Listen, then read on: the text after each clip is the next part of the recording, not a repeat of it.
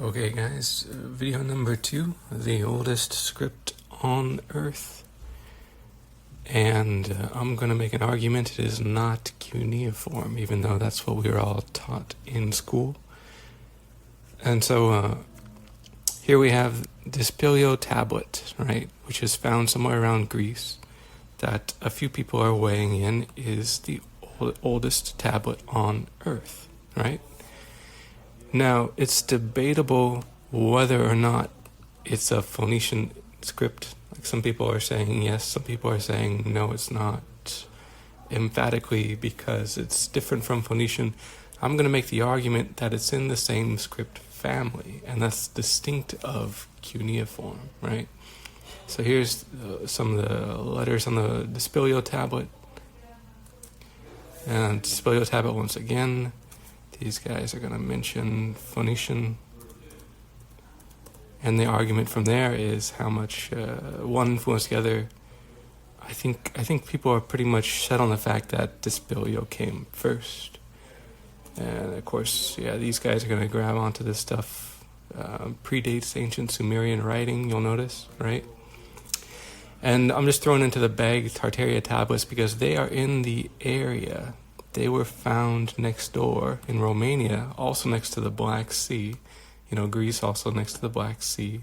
A lot of this stuff, the Turkey, Hittite, the Tigris and Euphrates, a lot of this is going to come back to the Black Sea over the long run, but bear with me on that. Another video of its own.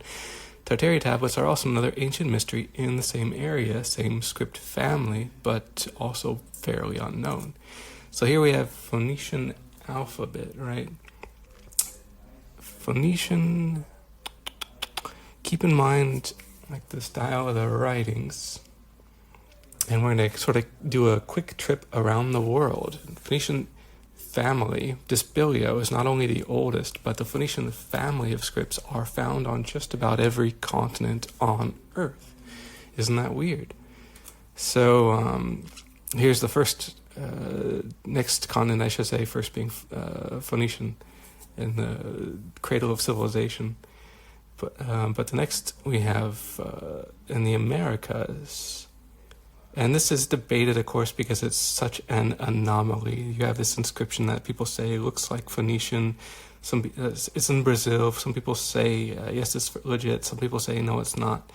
There's, I think, a lot of different news stories on this Phoenicians traveling to America, because nobody wants to believe this was a widespread script. A lot of people are saying, oh, they just sailed over to the New World and left some writing there. They were seafaring people, blah, blah, blah.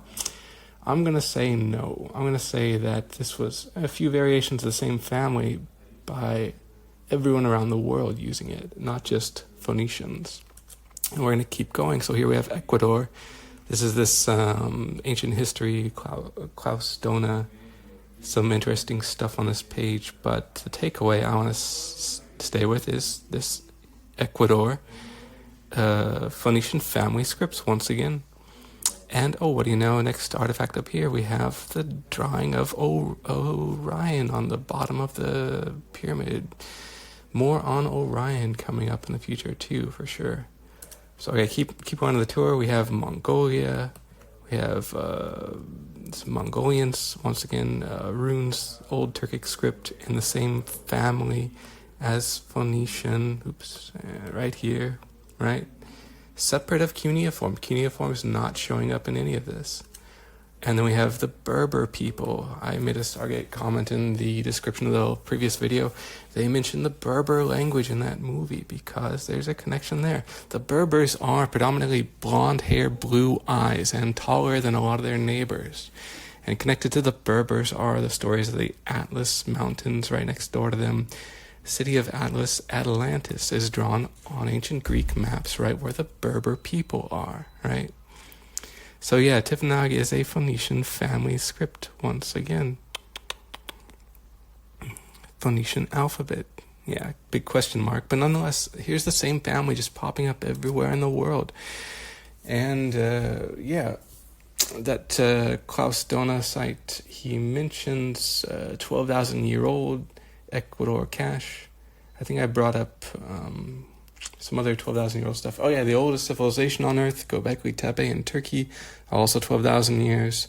I just mentioned Atlantis, Plato and so on. If anyone's watched the Bright Insight, Jimmy videos, 12,000 years. 12,000 is a reoccurring theme. And the interesting thing about this 12,000-year reset global event, Noah's flood, the global flood described in Noah, is that if you dig a little more into it and watch this nice Randall Carlson, Joe Rogan video, he goes into the details of the 12,000-year flood.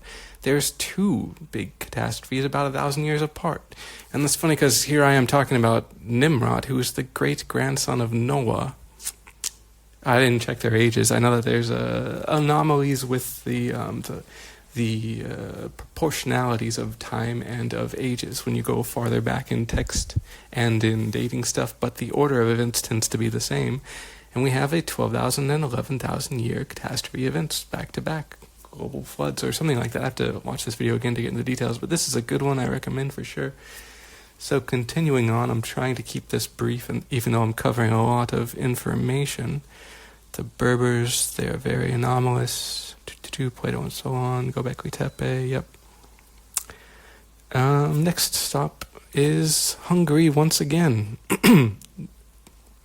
which is also a Phoenician script, the Magyar script. Remember Hungary from the last video? Hungary called Orion Nimrod, right? So they also have a very old script in the same family. Keep that in mind. So what's next on the list? Oh yeah, so I'm going to revisit a topic that I could expound on a lot. Needs a video of its own that I just barely mentioned, and that is Horus being originally one of these bird people, because Horus's origins, right? Everyone's used to the bird head human body, but here is an extra dimension you don't see, which is the spear he's holding and the lion at his feet, because that is just ancient Egypt, Horus, right? Few shy clicks away from this dude, Kaldi, from Urartu, from around the Armenia area. Same bird wings, person body, human head, but bull head, horns. That's going to play into stuff later, spoilers, and another lion at his feet, the same form. This is the adaptation of Horus from Babylon to Egypt. Okay, but yeah, more on that later. It deserves a video of its own. More on Nimrod and Ishtar, or Semiramis, his wife and mom. The three of them, Lucifer, Nimrod, Semiramis, right, cherubim, a human giant man and woman, they're actually the bad guys throughout the Bible from cover to cover. And they pop up in all these other non-Abrahamic religions everywhere. Starting in Babylon, next to the Urartu, Kaldi, Shamash, Shavini, next to Egypt, Horus, Osiris, Isis. It keeps going around the world, but that deserves a video of its own. So I'm going to hold on to that for now. I'm trying to keep this brief. It won't be. So yeah, next stop, the last stop of our Phoenician script is Paleo-Hebrew. Is nearly identical to Phoenician. I was showing all these different ones in the same family, Tifinagh and Turkic runes and Magyar and Ecuador, and I think there's even some Indian Paleo Sanskrit that I found dubious sources on.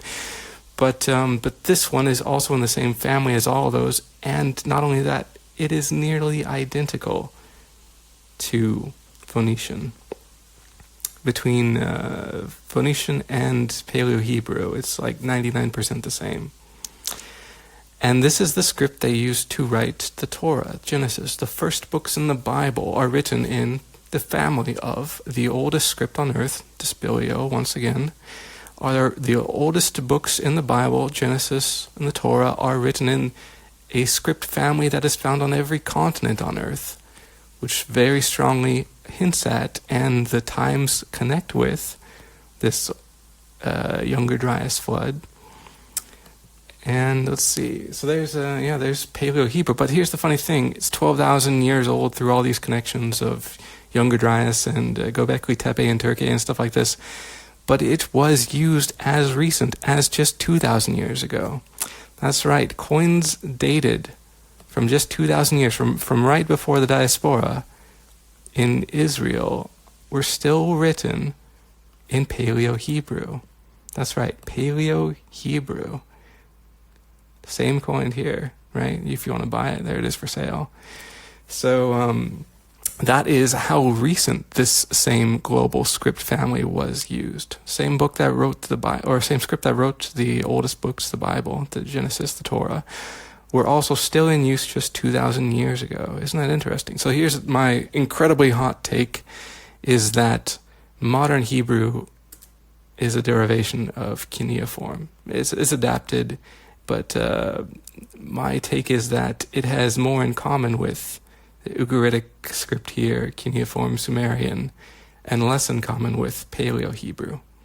So, a friend of mine sent this to me in response to this hot take, and you'll notice in this family of scripts, the established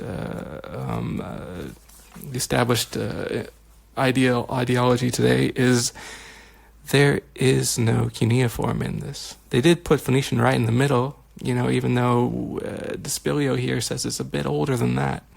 And they didn't put cuneiform anywhere, which we are all told is the oldest. So, once again, my hot take, Phoenician family might be the oldest, and it might be spread across the entire world, and it might have been the global script from before the flood. Thanks.